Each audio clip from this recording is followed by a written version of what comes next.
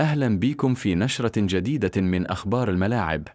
معاكم حسين صلاح، وأبرز أخبار الكرة العالمية والعربية والإفريقية أنها أرض الجمعة 22 من مايو 2026. نبدأ من إنجلترا، حيث أعلن نادي مانشستر سيتي رسمياً رحيل المدرب الإسباني بيب غوارديولا بعد سنوات تاريخية قاد خلالها الفريق للعديد من البطولات المحلية والأوروبية، مع قرار إدارة النادي بإطلاق اسم مدرج بيب غوارديولا على أحد مدرجات ملعب الاتحاد تكريما له. وفي خبر آخر، أعلن نادي مانشستر يونايتد تعيين مايكل كاريك مديرا فنيا للفريق بعقد يمتد حتى عام 2028 وسط آمال جماهير الشياطين الحمر بعودة الفريق للمنافسة القوية.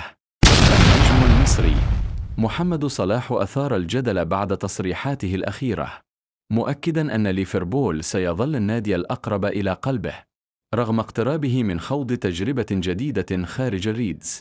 وننتقل إلى السعودية، حيث احتفل نادي النصر رسمياً بالتتويج بلقب دوري روشن السعودي بقيادة الأسطورة البرتغالية كريستيانو رونالدو، الذي سجل ثنائية حاسمة في مباراة التتويج. كما أكد وكيل أعمال النجم السنغالي ساديو ماني استمرار اللاعب مع النصر وعدم رحيله خلال فترة الانتقالات المقبلة. وعلى الجانب الآخر، أنهى نادي الهلال الموسم في المركز الثاني وسط غياب الفرنسي كريم بنزيما عن المباراة الأخيرة بسبب الإصابة.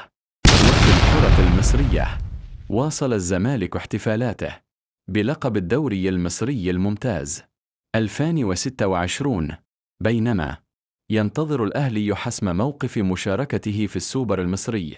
كما حقق فريق كرة السلة بالنادي الأهلي فوزاً مثيراً على فريق فيلو دي داكار السنغالي بنتيجة 71-69 ضمن منافسات دوري بال الإفريقي.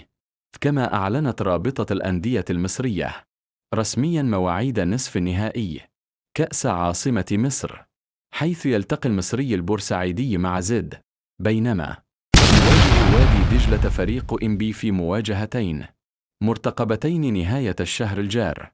وفي إفريقيا، أعلن الاتحاد الإفريقي لكرة القدم تعديل موعد مباراة منتخب مصر للناشئين أمام كوت ديفوار في ربع نهائي كأس الأمم الإفريقية تحت 17 سنة. وفي الإمارات، تتجه الأنظار الليلة إلى نهائي كأس رئيس الدولة بين العين والجزيرة في مواجهة جماهيرية منتظرة لحسم أول ألقاب نهاية الموسم. أما في تركيا، فيواجه طرابزون سوبور فريق كونيا سيبور في نهائي كأس تركيا وسط طموحات كبيرة لإنهاء الموسم بلقب محلي مهم.